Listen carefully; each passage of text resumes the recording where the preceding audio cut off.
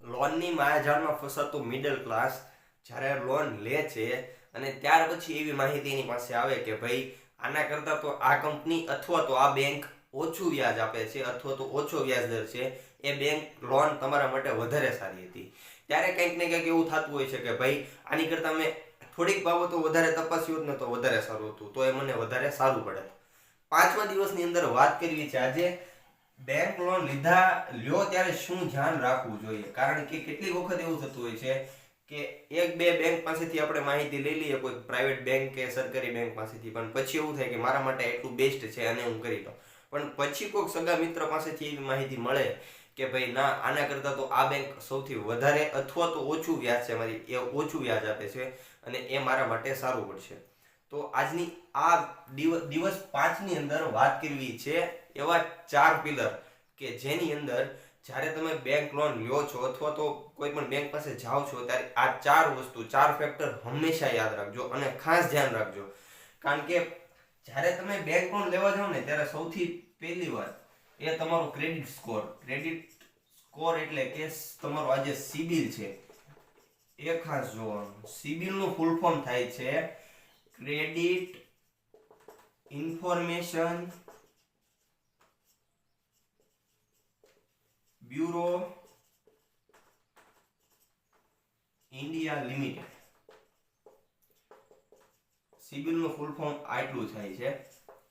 આ સિબિલ નું full form. જ્યારે પણ તમે કોઈ પણ બેંક પાસે લોન અપ્રૂવ કરવા માટે જાઓ છો, લોનની માહિતી લેવા જાઓ છો, ત્યારે બેંક પાસે આ સૌથી પહેલા તમે આ જોવે છે બેંક કે તમારો ક્રેડિટ સ્કોર કેટલો છે. જો 750 પ્લસ તમારો સિબિલ હોય તો એ બેંક માટે તમે સારા નાગરિક છો અને તમને એ લોન અપ્રૂવ થવાની શક્યતાઓ વધારે રહે છે. બીજો મહત્વનો પોઈન્ટ એ છે બેંકની જ્યારે લોન લો છો ત્યારે એની જે પ્રોસેસિંગ ફી છે એ ખાસ ધ્યાન રાખજો. પ્રોસેસિંગ ફીમાં એ હિડન ચાર્જ તરીકે આવે. આ હિડન ચાર્જમાં છુપાયેલો ચાર્જ કહેવાય. કારણ કે જ્યારે તમે લોન અપ્રૂવ કરો ને, લોન અપ્રૂવ થયા પછી બેંક તમને ઘણી વખત એવું કહેતી હોય છે કે હવે બેંક અપ્રૂવ થઈ ગઈ પણ હવે પ્રોસેસિંગ ફી તમારે એટલા ચૂકવવા પડશે. ત્યારે તમને આમ થોડુંક અંદરથી એવું થાય કે મેં જાણી લીધું તો વધારે સારું, અથવા તો બેંકે કેમ મને આવું ન કીધું. પણ તમે જ્યારે લોન લ્યો છો ને ત્યારે આ એક બીજી બાબતનું ખાસ ધ્યાન રાખજો કે આ હિડન ચાર્જીસમાં આવે છે પ્રોસેસિંગ ફી. ત્રીજી મહત્વની વાત એ છે રેટ ઓફ ઇન્ટરેસ્ટ, ROI, કે એનો જે વ્યાજનો દર છે એ કેટલો છે. માની લો અત્યારે SBI છે, SBI તો SBI નો વાર્ષિક વ્યાજ જે હોમ લોન છે એનો જે વાર્ષિક વ્યાજનો દર એ 8.5% થી 9.65% પર એનમ પર યર નો છે. પણ માની લો કે કોઈ HDFC બેંક છે તો HDFC બેંકનો ચાર્જીસ આના કરતાં ઓછો પણ હોઈ શકે અને વધારે પણ હોઈ શકે.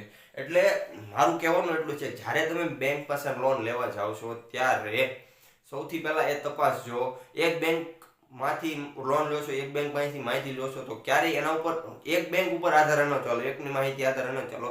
2-5 બેંક તપાસો, એવી કોઈ કંપની તપાસો ફાઇનાન્સની કે જે તમારા માટે બેસ્ટ રહેશે અને પછી આગળની પ્રોસેસ કરો. છેલ્લી અને ચોથી અને મહત્વની કે બેસ્ટ રેટ ઓફ ઇન્ટરેસ્ટ.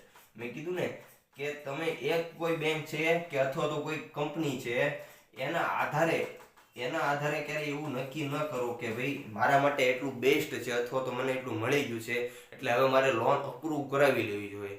આ 4 પિલર 2, 3 ને 4, આ 4 પિલર જ્યારે પણ તમે કોઈ પણ લોન લો છો, હોમ લોન છે, ગોલ્ડ લોન છે, પર્સનલ લોન છે કે કોઈ પણ લોન, ત્યારે આ 4 પિલરનું હંમેશા ધ્યાન રાખજો.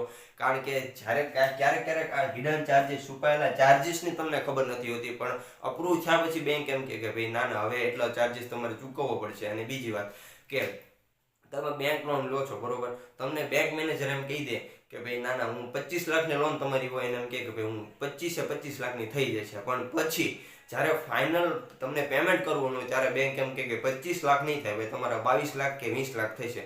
તો ત્યારે તમારા જે 5 કે 3 લાખ રૂપિયા છે એ તમે ક્યાંથી કાઢશો, એ પણ એક ડાઉટ રહે છે. એટલા માટે જ્યારે પણ તમે બેંક પાસે જાઓ છો, બેંકનું કોઈ પણ લોન લેવા જાઓ છો ત્યારે આ 4 બાબતનું હંમેશા ધ્યાન રાખજો.